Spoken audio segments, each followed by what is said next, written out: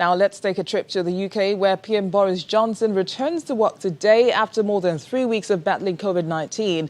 Juliana Olayinka is standing by at our London studio to tell us how the markets are reacting to this. Good morning, Juliana. Trust you had a great weekend. But PM Johnson is returning to work, and that's amid mounting pressure to ease the lockdown. What are you hearing about the possibility of a UK reopening?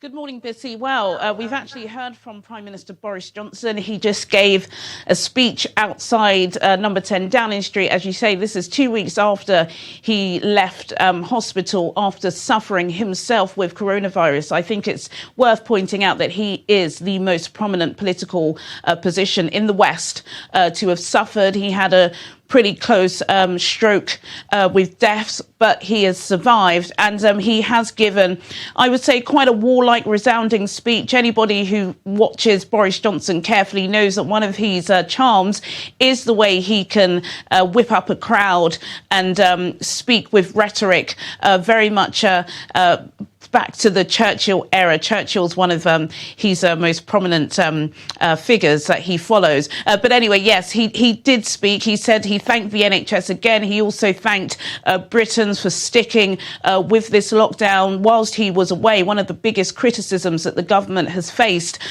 in this 6 weeks of a lockdown is they haven't been forthcoming with how we're going to get out of this lockdown, how we're going to ease restrictions. There have been several pieces of grim data just showing how the economy is suffering and how it's likely to suffer if it continues for much longer. But the Prime Minister was pretty honest about not wanting to ease the lockdown measures. I think, having come so close to death with it himself, he knows all too well that if we come out of this lockdown too early and then we start the economy again, once crowds start gathering, there could be a second wave and put us back months back to where we don't want to go.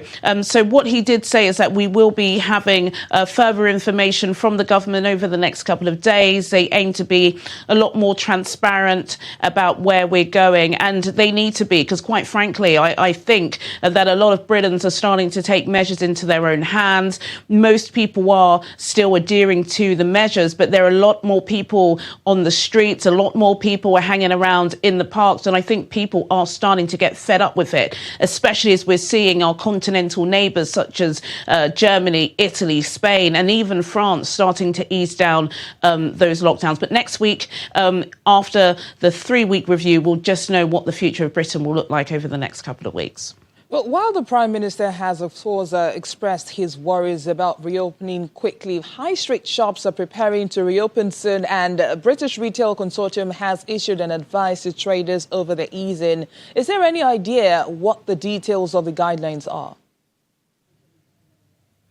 Yes, well, there are no plans for non-essential shops to open soon, actually. But yes, the British Retail Consortium have taken it upon themselves to set up guidelines for retail stores as and when they will open. This will be in a time of the new normal, because we know, especially in Britain, until there is a vaccine, which isn't expected to be ready for mass spreading until the end of the year, we still will have to stick to some sort of social distancing. And some of the measures that they've put in place, particularly for retail clothing stores, is that changing rooms may be closed, toilets will be sealed off to the public, you won't be able to go into a store with more than one person, you will not be able to try on clothes, there will be a series of hand sanitizer stations available around the stores so that you can make sure you get yourself clean and tidy, etc., etc. There are just several ways that they're looking at how life can can go into this new normal without risking people's health. And I think we're going to start to see a lot of bodies doing this on their own, because, as I've said, we haven't really had any transparent information available from the government. And as and when these lockdowns are lifted, there are businesses that want to be raring to go. Virgin Atlantic says it's still in talks with the UK government about a coronavirus-related bailout. What's the latest from their request? Well, the latest is that the UK government rejected the £500 million loan request from the British billionaire Richard Branson to save Virgin Atlantic. He's in a lot of trouble at the moment, and the race is on to try and find a funder. Just last week, Virgin Australia, which he owns a stake in, and that went into voluntary administration because they couldn't find the money to bail them out, and the Australian government also rejected that. There are some suggestions from people that know more about the subject that Virgin Atlantic, and particularly Sir Richard Branson, has hired an accounting firm to try and find this money. Apparently, they've already spoken to, in the past couple of days, about 100 investors. These are people of sovereign wealth funds, hedge funders, basically the very wealthy, to try and get some money. One of the reasons why the UK government rejected the £500 million loan request is because they do believe that the company has access to money and they can bail themselves out, which is why Sir Richard Branson has faced such criticism. He is British, but he doesn't live in Britain. He lives in the British Virgin Islands. He hasn't contributed for several years to income tax, and he is worth upwards of £3.3 billion, considering he needs £500 million. Some are saying that he should dip into his own pocket. But, you know, the fight is still on. The UK government are still in talks with them, so perhaps if he can raise half of this money, the British government may be able to back him with the other half.